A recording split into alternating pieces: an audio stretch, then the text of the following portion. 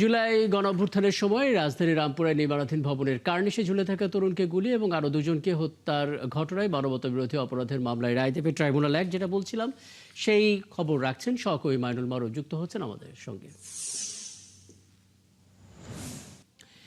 মাইনুল, ঠিক এই মুহূর্তে কি চলছে? রায় পড়া শুরু হয়েছে কিনা? কটা নাগাদ আসলে পুরোপুরি রায় জানা যেতে পারে? রায় পড়া শুরু হতে অন্ততপক্ষে আরও আধা ঘন্টা লাগতে পারে, কারণ আমরা বরাবরই দেখি ট্রাইব্যুনালের যে মামলাগুলোর রায় পড়া শুরু হয় তার 11:30 থেকে 12টা নাগাদ। আজও কিন্তু তার ব্যতিক্রম হবে না। এবং কিছুক্ষণ আগে কিন্তু বিটিভি প্রবেশ করেছে ট্রাইব্যুনাল এবং তারা যে সরাসরি সম্প্রচারের জন্য যা যা করণীয় সেই সেট আপ কিন্তু তারা গোছাচ্ছেন। এবং রায় পড়া শুরু হলে অবশ্যই এই মামলা যদি একটু মামলাটি সম্পর্কে যদি আমি বলি, রামপুরায় আমরা যখন জুলাই অভ্যুত্থান তখন কিন্তু আমরা দেখেছিলাম সেকে নাড়া দিয়েছিল একজন যুবক প্রাণ বাঁচাতে পালিয়ে একটি নির্মাণাধীন ভবনে উঠেছিল এবং ভবনের কার্নিশে গিয়ে আশ্রয় নিয়েছিল। তখন সেই ভবনে তার পেছনে পেছনে কিন্তু পুলিশ সদস্যরাও ওঠে এবং তখন কিন্তু আমরা দেখতে পাই যে সে কার্নিশে ঝুলে থাকা যুবককে কিন্তু গুলি করা হয়, বেশ কয়েক রাউন্ড, মোট 6 রাউন্ড গুলি করার কথা বলা হয়েছে প্রসিকিউশনের পক্ষ থেকে। এবং পরবর্তীতে অনেকেই কিন্তু জানতো না তার ভাগ্যে কি ঘটেছে, তবে পরবর্তীতে জানা যায় তিনি আহত হয়েছেন 6 রাউন্ড গুলিতে। তিনি মারাত্মক আহত হয়ে হাত পায়ে কিন্তু গুলি লেগেছিল।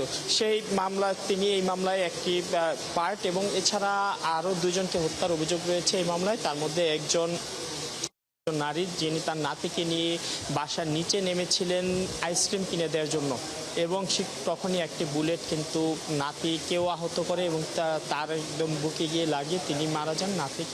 যেই নাতিকে আইসক্রিম কিনতে নিয়ে গিয়েছিলেন সে কিন্তু আহত, সে নিজে কিন্তু ট্রাইব্যুনালে এসেছিল।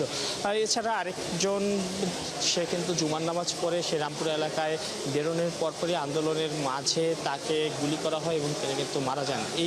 এই যে ঘটনা প্রবাহ এর কিন্তু বিচার কিন্তু চলছে এবং 13 জন সাক্ষী দিয়েছেন। এর আগে মার্চ মাসে এই রায়টি হওয়ার কথা ছিল, পরবর্তীতে আরেকটি গুরুত্বপূর্ণ তথ্য প্রমাণ হাতে আসায় তো প্রসিকিউশন আবেদনের প্রেক্ষিতে আবারও সাক্ষ্য গ্রহণ হয় এবং পরবর্তীতে কিন্তু আজকের দিনটি ঠিক করা হয়েছিল রায়ের জন্য এবং সে অনুযায়ী কিন্তু আর কিছুক্ষণ পরে রায় ঘোষণা হবে। এবং আমরা দেখেছি যে স্বজনরাও এসেছেন, তারা অপেক্ষায় আছেন রায় কি হয় এবং তারা ন্যায় বিচার প্রার্থনা করেছেন।